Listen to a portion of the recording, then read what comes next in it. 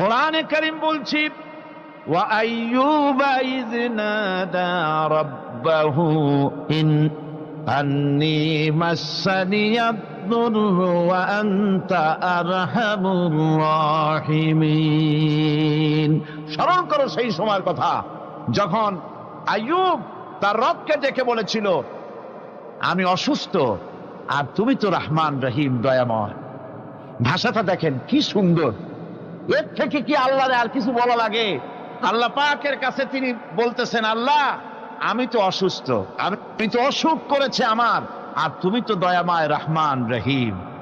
এক অন্ধ, ঈদের দিন কত অন্ধই তো আছে খয়রাত করার জন্য, ভিক্ষা করার জন্য, চতুর্দিকে ভিক্ষা করতেছে অন্ধরা। এক অন্ধ ঈদের গেটের কাছে দাঁড়ায় বলতেছে, ভাইরা আজ হচ্ছে ঈদের দিন আর আমি কিছু দেখতে পাচ্ছি না।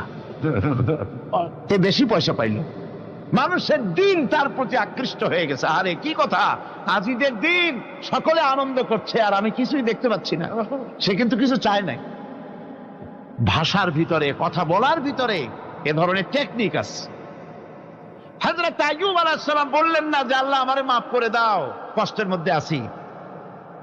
তিনি শুধু বলেছেন, রব্বুল আলামিন আমি অসুস্থ হয়ে পড়েছি, আমার অসুখ করেছে, আর তোমার নাম রহমান রহিম। এতটুকু কথা বলেছেন। আল্লাহ রাব্বুল আলামিনের দরজায়, তার দরবারে আইয়ুব আলাইহিস সালামের ডাক চলে গেছে।